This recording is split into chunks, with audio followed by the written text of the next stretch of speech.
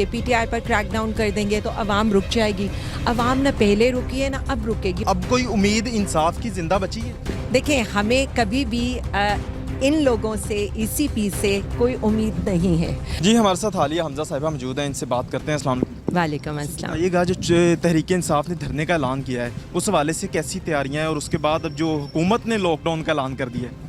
बिस्मिल्लाहिर्रहमानिर्रहीम, इय्याका नअबुदु व इय्याका नस्तईन। हुकूमत तो वैसे ही डरी और खौफज़दा है। ज़ाहिर है जो अवामी हमायत के बगैर की हुकूमत होगी उसके हालात तो यही होंगे, लेकिन मसला ये है कि आपका मुकाबला इस वक्त पाकिस्तानी अवाम के साथ है।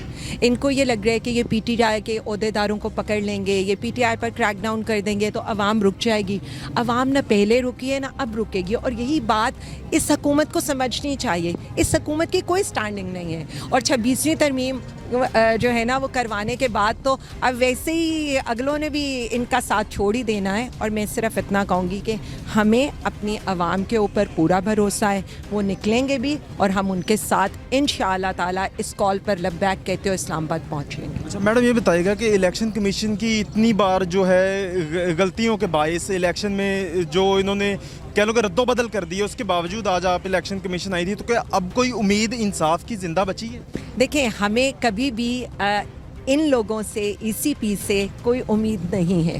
हमें सिर्फ ये उम्मीद है कि हम हक सच पर खड़े हैं। ये मेरे हलके के लोगों का वोट है, और मैं जो हो सकेगा, जिस हद तक हो सकेगा, मैं इसके लिए कोशिश करूँगी। देखिए, कोशिश करना मेरा हक है और मैं ज़रूर करूँगी, और मैं आखिर तक करूँगी, क्योंकि मैं अपने अवाम के वोट पर किसी को डाका नहीं डालने दूँगी। बाकी आपके सामने हालात हैं, इलेक्शन ट्रिब्यूनल्स में इन्होंने जिस तरह के काम किए हैं। और दूसरा, मुझे अफसोस इस चीज़ के ऊपर है कि आप इस बात पर क्यों नहीं आते कि आप ऑथेंटिक फॉर्म 45, 46, 47 हमें दें, जो देना मेरा हक है एज ए कैंडिडेट। आप इस पर क्यों आते हैं कि जी ये पिटिशन मेंटेनेबल है या नहीं है? तो इसलिए मैं सिर्फ इतना कहूँगी, हमें किसी से कोई उम्मीद नहीं है। हम अगेंस्ट ऑल ऑड्स अपने अल्लाह के ऊपर भरोसा करके, और उसके बाद जो अवाम ने मुझे मैंडेट दिया मैं उसके लिए खड़ी। खान साहब की तरफ से देखने वालों के लिए कोई पैगाम देना?